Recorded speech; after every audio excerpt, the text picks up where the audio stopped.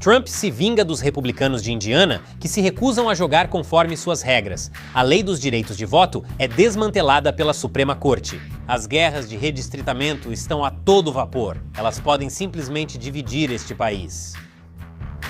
Bem-vindo ao America Uncovered. Sou Chris Chappell. Este episódio é patrocinado pela Incogni. Você provavelmente sabe que as empresas estão coletando seus dados pessoais, mas talvez não tenha ideia de quantas são. Dezenas, talvez centenas, a maioria das quais você nunca ouviu falar e você não faz ideia do que estão fazendo com esses dados. A Incogni ajuda a impedir isso. Então, notícias sobre as eleições. Como você sabe, em dezembro passado, Trump pressionou legisladores estaduais controlados pelos republicanos em todo o país a redesenharem seus mapas dos distritos congressionais anos antes do previsto para conseguir mais cadeiras republicanas na Câmara antes das eleições de meio de mandato. Texas, Missouri e Carolina do Norte disseram sim. Indiana não aceitou. 21 senadores estaduais republicanos em Indiana se juntaram aos democratas para derrubar o plano de redistritamento. Naturalmente, Trump não ficou satisfeito e exigiu saber no Truth Social por que um republicano de verdade votaria contra isso, se os democratas vêm fazendo isso há anos. E na terça-feira, Trump se vingou desses republicanos. Trump mirou em 7 senadores em exercício, e 5 dos senadores que votaram contra o redesenho dos distritos perderam, e nem foi uma disputa acirrada. O senador estadual Daniel Darnell perdeu de 23 a 75, James Buck perdeu de 35 a 64. Travis Holdman, 38 a 61. Linda Rogers, 41 a 59. O mesmo aconteceu com Greg Walker. A única disputa acirrada foi a de Spencer Deery, que parece ter sobrevivido por apenas 3 votos.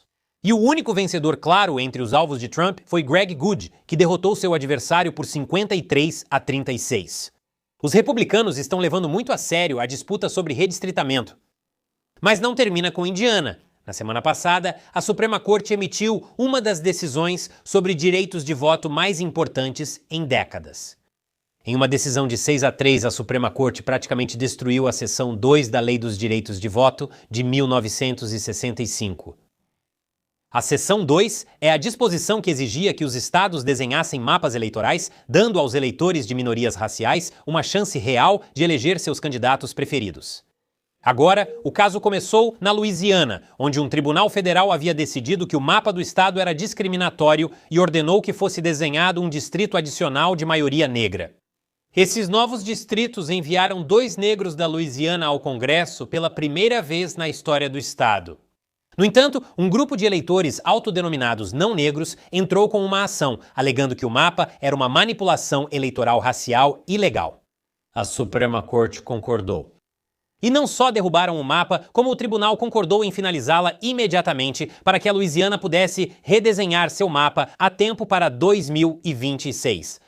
E espera-se que o novo mapa dê aos republicanos mais 1 ou 2 cadeiras, mas as implicações vão muito além da Louisiana. O Alabama e o Tennessee convocaram sessões especiais para discutir o redesenho de seus próprios mapas. A Flórida e o Texas já redesenharam os deles. A Geórgia e o Mississippi podem redesenhar seus mapas em 2028 e podemos ver movimentos semelhantes na Carolina do Sul, Kentucky e Arizona. Claro, os democratas não estão passivos. No mês passado, democratas da Virgínia incluíram um referendo em votação especial para permitir que o legislador estadual redesenhe os mapas do Congresso, retirando o poder da comissão bipartidária que desenhava esses mapas desde 2020. Esse mapa daria aos democratas 10 das 11 cadeiras no Congresso, um aumento em relação à divisão atual de 6-5. No entanto, um juiz distrital impediu a Virgínia de usar os novos mapas apenas um dia após a votação. O procurador-geral da Virgínia recorreu e agora o redistritamento permanece em limbo na Suprema Corte do estado. E claro, você tem a Califórnia, que já redesenhou seu mapa a pedido do governador Gavin Newsom, virando 5 distritos antes controlados pelos republicanos, o que foi uma resposta direta ao Texas, e você entende a situação. Veja o que todos nessa disputa vão te dizer. O outro lado começou primeiro. Eles podem estar certos, eles podem estar errados. Infelizmente, isso não importa porque nós não estamos mais discutindo sobre mapas. Na verdade, nós não estamos realmente discutindo sobre nada. O que estamos vendo são 2 lados que perderam a crença de que podem convencer o outro.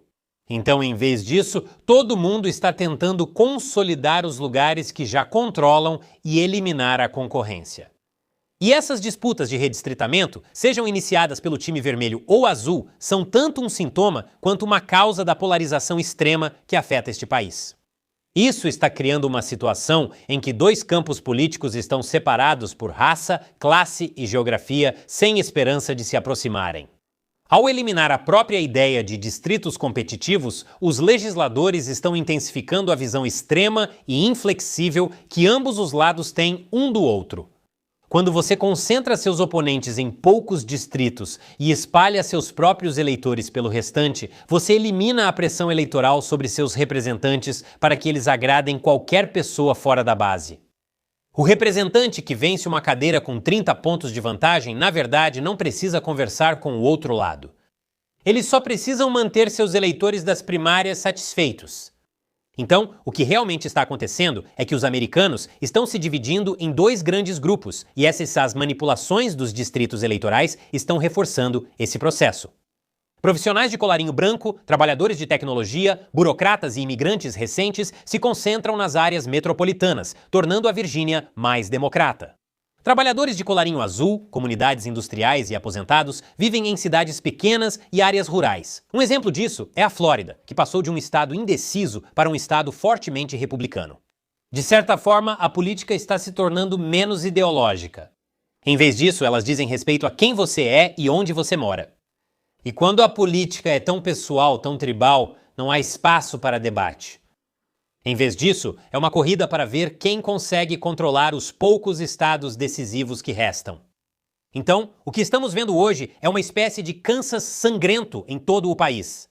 Na década de 1850, 10 anos antes da Guerra Civil, a questão de saber se o Kansas entraria para a União como um estado livre ou escravista se transformou em um conflito armado. Os dois lados já não estavam mais discutindo.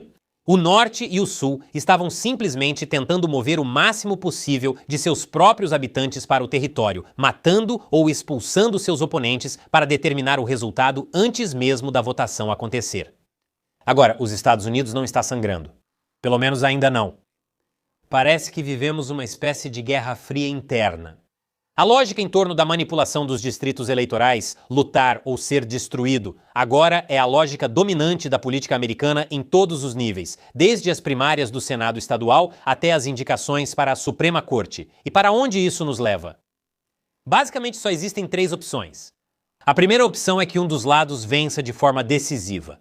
Isso poderia ser um realinhamento político tão completo que a coalizão perdedora deixaria de ser competitiva, como os Whigs deixaram de ser competitivos depois de 1852. O problema desse cenário é que o lado perdedor tem poder institucional e geográfico suficiente para se recusar a aceitar esse resultado. A outra opção é o sistema simplesmente quebrar. Não necessariamente pela violência, embora possível, mas por uma crise constitucional que as instituições não conseguem resolver. Um resultado de eleição que pessoas suficientes se recusam a aceitar, apoiadas por poder suficiente para fazer essa recusa prevalecer. O precedente de usar o sistema de justiça contra adversários políticos dos dois lados agora torna isso ainda mais provável. Porque uma vez que a perseguição política se torna normalizada, o outro lado tem todo o incentivo racional para revidar. Finalmente, opção 3. Os americanos se tornam menos extremos e mais criteriosos. A mídia para de lucrar com a raiva, os políticos param de alimentar esse ciclo e as pessoas voltam a conversar umas com as outras. A terceira opção é difícil de ser levada a sério, não porque os americanos sejam más pessoas, mas porque a estrutura de incentivos é totalmente oposta. Diferenças de emprego, cultura e geografia mantêm as pessoas fisicamente separadas. E enquanto isso, a mídia está alimentando tudo isso. Mas ainda assim, os americanos já recuaram do abismo antes. Não porque políticos ficaram razoáveis, mas porque pessoas comuns param para perguntar: queremos mesmo dar esse passo final? Se você é uma dessas pessoas, considere compartilhar este vídeo. Compartilhe com alguém com quem você talvez discorde politicamente. Se pessoas suficientes conseguirem ver o que está acontecendo, reconhecer as forças que estão nos separando, podemos pelo menos começar a conversar uns com os outros novamente. Enquanto houver uma discussão acontecendo, podemos evitar outro Kansas sangrento. E este episódio é patrocinado pela Incogni. Uma vez, recebi uma mensagem da Amazon pedindo para eu fazer login e trocar minha senha. Era tão convincente que quase entrei usando o link falso deles. Eu estava a segundos de um desastre. Recebo esse golpe o tempo todo e aposto que você também. Porque sempre que você faz qualquer coisa online, existem várias empresas que coletam seus dados pessoais e depois vendem para esses golpistas. Estou falando do seu nome, número de telefone, número do CPF, endereço residencial e muito mais. Quando me cadastrei no Incogni há 4 anos, descobri que havia dezenas de empresas que tinham minhas informações privadas sem a minha permissão. Isso foi assustador. Então, o que eu fiz? Eu tenho feito com que o maior número possível dessas empresas excluam meus dados dos sistemas delas. Eu fiz isso usando o Incogni, e você também pode. O Incogni já conseguiu remover meus dados de mais de 1000 dessas empresas que comercializam dados que coletaram minhas informações. E eu não precisei fazer nada depois de me cadastrar. O Incogni simplesmente cuida de tudo. Agora você pode ajudar sua família a remover os dados deles da internet com o novo plano Family Unlimited do Incogni. E com o recurso de remoções personalizadas do Incogni, disponível nos planos Unlimited e Family Unlimited, se você encontrar um site de busca de pessoas que está divulgando suas informações, basta colar o link no Incogni e os agentes do Incogni vão remover isso para você. Adquira o Incogni e recupere seus dados. Acesse incogni.com/uncovered e use o código UNCOVERED para obter 60% de desconto em um plano anual do Incogni. Remova seus dados pessoais da internet com o Incogni, não podem te prejudicar se não te encontrarem. Sou Chris Chappell. Obrigado por assistir ao American Covered.